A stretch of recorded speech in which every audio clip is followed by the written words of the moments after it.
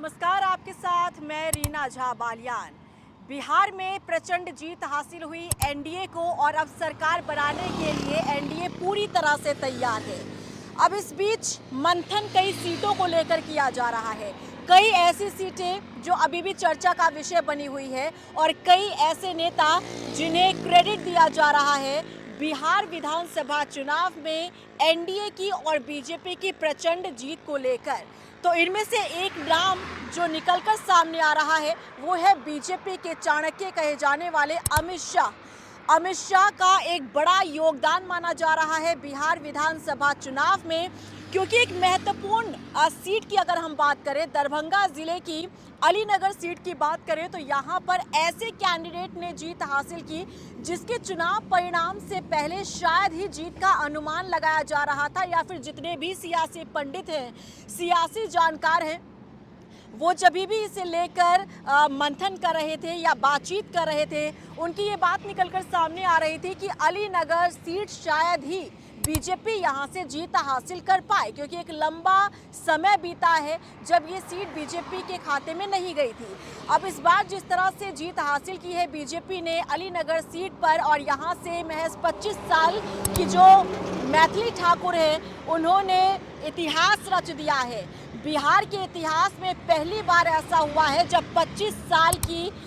एक युवा विधायक यहाँ से चुनकर आई है। अलीनगर की जनता ने भरपूर प्यार दिखाया मैथिली ठाकुर को, और आपको तो ये जानकारी पहले से होगी कि मैथिली ठाकुर का जो इतिहास है और जो बैकग्राउंड है वो कोई सियासी नहीं है, किसी पॉलिटिकल पार्टी से उनका कोई ताल्लुक नहीं है और ना ही उनका फैमिली बैकग्राउंड कोई सियासत वाला रहा है। लेकिन इसके बावजूद भी अपने सियासत के पहले ही पायदान पर वो चुनावी मैदान में उतरती हैं और जीत हासिल कर लेती हैं। तो इसके पीछे जो सियासी पंडित हैं और जो सियासी जानकार हैं वो मानते हैं कि मैथिली के जीत के पीछे अमित शाह का कनेक्शन है। अमित शाह का कनेक्शन कैसे माना जा रहा है ये भी आपको बता देते हैं। देखिए, बिहार विधानसभा चुनाव में कई रैलियां हुई, इसमें सिर्फ और सिर्फ अमित शाह की अगर हम बात करते हैं तो 28 रैलियां अमित शाह ने पूरे बिहार राज्य में की, अलग अलग जिलों में जाकर की। और जो परिणाम सामने आए हैं, आपको ये बता दें कि जो 28 रैलियां अमित शाह ने की, इनमें से 148 सीटें थी विधानसभा सीटें एनडीए की, और परिणाम जो सामने आए हैं 148 सीटों में से 121 सीटों पर जीत हासिल की है एनडीए ने। अब इसी से आप समझ सकते हैं कि अमित शाह के रैलियों का कितना प्रभाव पड़ा है। अमित शाह जो बीजेपी के चाणक्य कहे जाते हैं और केंद्र सरकार में गृह मंत्री भी हैं, उनका एक बड़ा योगदान माना जा रहा है बिहार विधानसभा चुनाव में। और अमित शाह की रैली का ही नतीजा माना जा रहा है कि बीजेपी अलीनगर सीट जीतने में कामयाब हो पाई है, क्योंकि अमित शाह खुद अलीनगर सीट पर गए थे, वहां पर उन्होंने रैली की थी और मैथिली ठाकुर के फेवर में, उनके समर्थन में अमित शाह ने रैलियां की थी। आप समझ सकते हैं, एक बड़ा नेता एक ऐसे कैंडिडेट के लिए चुनावी मैदान में उतरे, एक ऐसे प्रत्याशी के लिए रैली करने के लिए खुद उस सीट पर आ रहा है, तो उसका कितना प्रभाव पड़ेगा। और बीजेपी बखूबी इस बात को मानती है, क्योंकि चुनावी साल में या फिर चुनाव के समय पर ही बीजेपी अपनी तैयारी नहीं करती, बल्कि पूरे साल भर, चाहे चुनाव हो चाहे ना हो, बीजेपी हमेशा चुनावी मोड में रहती है। ऐसे में बीजेपी की कोशिश ये रहती है कि जहां पर जो सीट बीजेपी चूक रही है अब तक और जिस सीट पर सफलता हासिल नहीं हो रही है,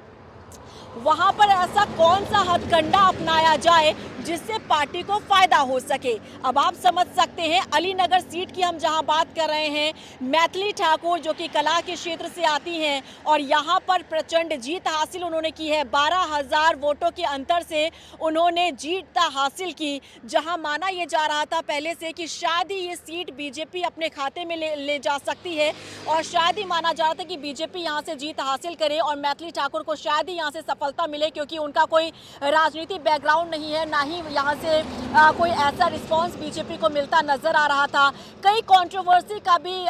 शिकार हुई मैथिली ठाकुर, उसका भी माना जा रहा था कि एक इफेक्ट जो है चुनाव परिणाम में देखने के लिए मिल सकता है, लोगों की नाराजगी निकलकर सामने आ सकती है। लेकिन एक तरफ मैथिली ठाकुर की सोशल मीडिया पर फैन फॉलोइंग, कला के क्षेत्र में एक बड़ा नाम कमाना, अपनी आवाज़ का जादू बिखेरना, ना सिर्फ देश में पूरे प्रदेश में, अपने क्षेत्र में दूसरे क्षेत्रों में जाकर जनता के बीच अपनी आवाज़ अपनी आवाज़ को पहुंचाना, उनसे बड़े बड़े वादे करना, एक ये फैक्टर काम कर गया। तो दूसरा फैक्टर ये माना जा रहा है कि अमित शाह, जो कि बीजेपी के चाणक्य हैं और भलीभांति जानते हैं कि आखिर कैसे सफलता हासिल करनी है, कैसे जीत हासिल करनी है, और अमित शाह की रैलियों का ये फायदा माना जा रहा है कि अमित शाह ने अलीनगर सीट पर जिस तरह से रैली की